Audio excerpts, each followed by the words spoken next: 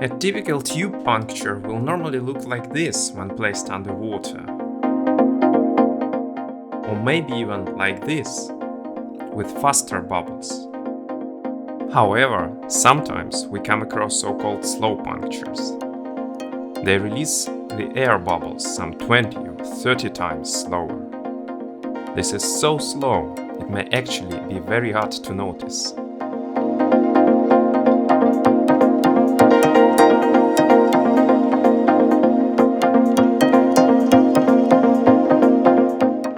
What you see right in front now happens in real time.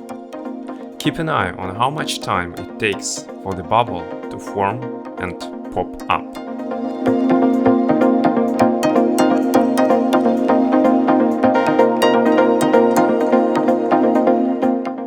Typically, a slow puncture is not a physical puncture through a tire. It is rather a technical air leak from a tube, which occurs because of tube wear, production failure, or low quality of the tube in general.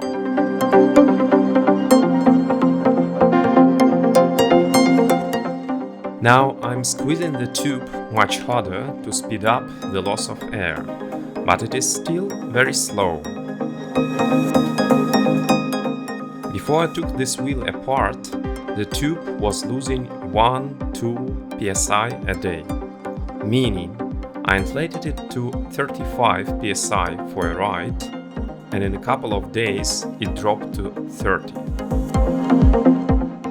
In comparison, a real penetrating puncture through a tire, even with the tiniest piece of wire or a thorn, often makes your tire completely flat in half an hour, or even faster.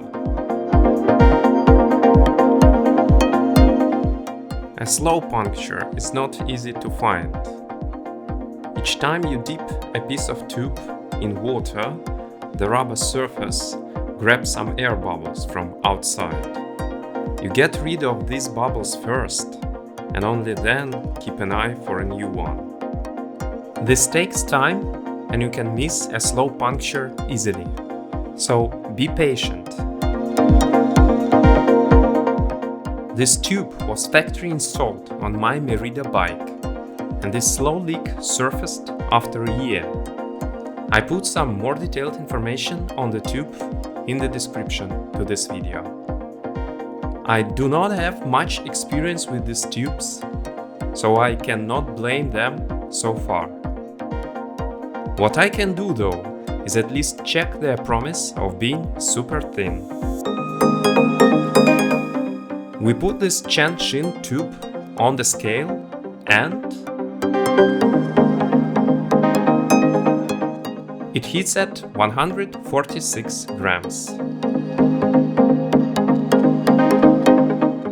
Now we do the same with comparably sized Schwalbe extra light tube. It hits at 153 grams. Pretty good weight result for the Chenshin tube against Schwalbe. Does it come at a cost of quality? Your comments will tell us if it does.